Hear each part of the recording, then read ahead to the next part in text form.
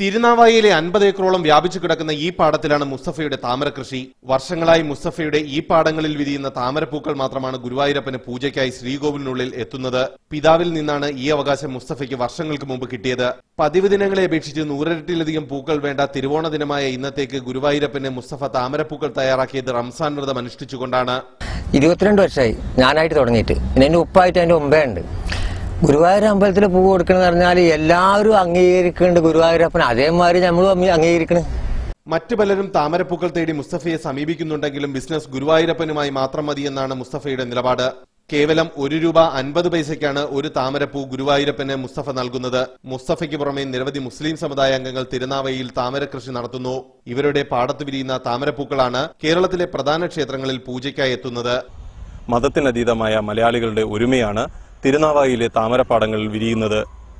തിരുനാവായിൽ നിന്നും ക്യാമറാമാൻ മുഹമ്മദ് അലിക്കൊപ്പം R Radhakrishnan, Jaihind news.